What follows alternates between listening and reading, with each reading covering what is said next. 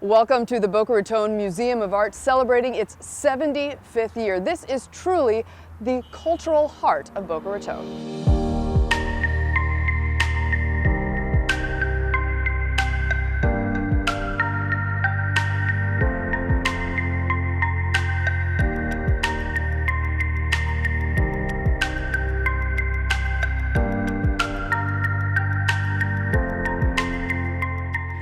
Welcome to Passport to the Palm Beaches. We are here at the gorgeous Boca Raton Museum of Art, and we are with Teresa Russo, and you are the Academic Programs Manager. That's correct. What an amazing job. Oh, Tell us a little bit about what you get to do each and every day. Oh, thank you.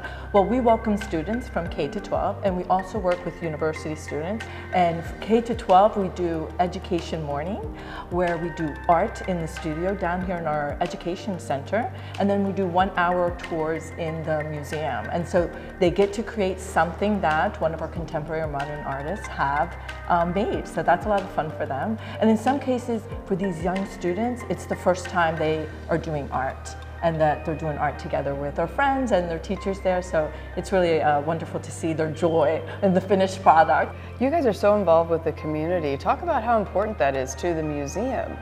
Yes, we really welcome all students and everyone here in the community. We have great programs for students in that everything is free for them.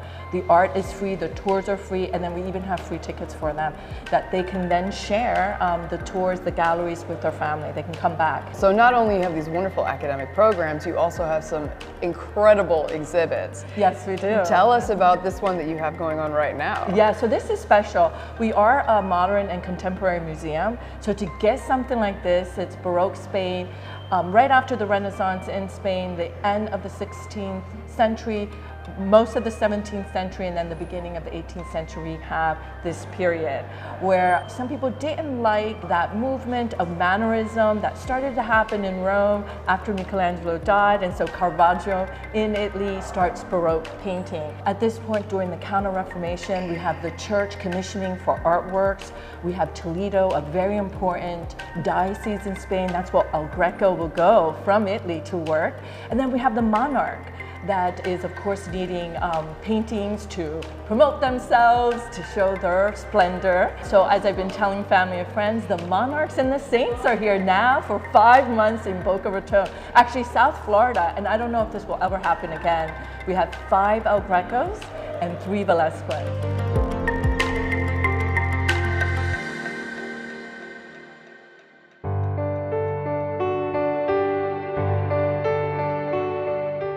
What you start noticing with El Greco is the color of the skin is that phantasma color. He also has elongated bodies, and this is a little bit of the mannerism that he saw in Rome. Here's a beautiful work of St. Jerome in his study.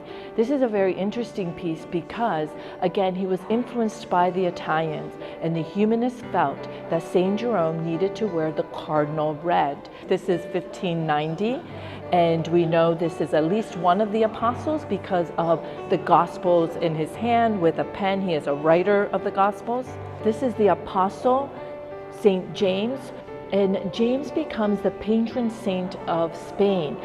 The legend is that his body is taken to Spain, and once he arrived there, shells were placed to mark where his body was in Spain.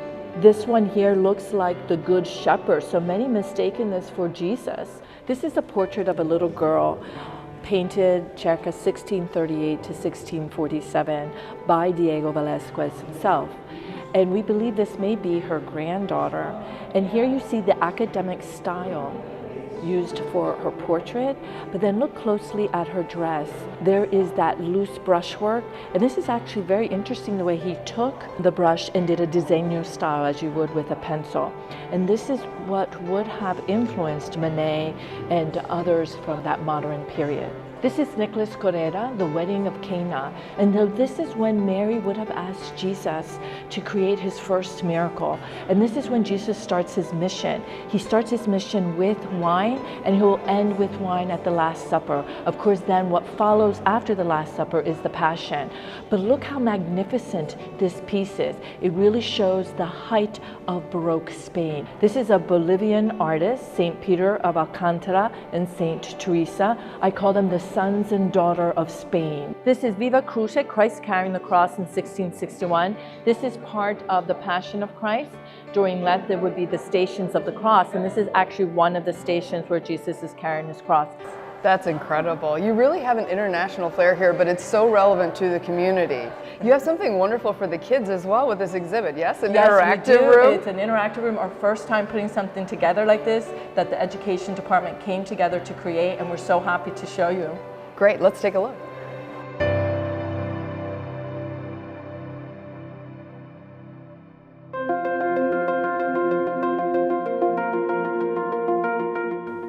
It's time to imagine and inspire. We're in the interactive room. Tell us about the first stop in the room, these great fun facts. Yes, so the Department of Education, we got together and we thought, what can we do to, like you said, lighten it up a little bit and give families a break and a time to reflect on the signs and symbols and everything that they're seeing in these paintings.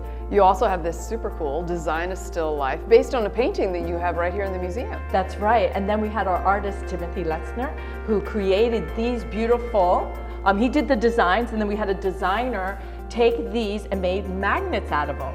And you can create your own still life. That's so cool. I think you have something to tell us.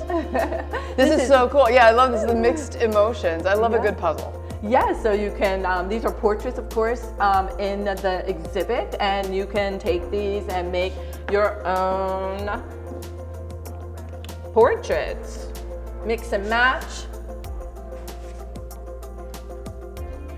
Yeah, you can do pretty much anything you like.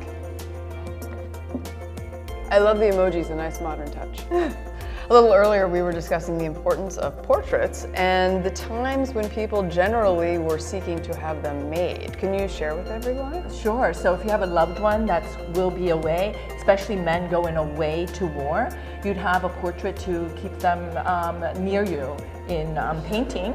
And then also if someone has passed away, you would have a portrait of that person. Very nice. And so this is a way for you to superimpose your own face onto some of these iconic portraits. Yes, yes. And again, these are all in the exhibit.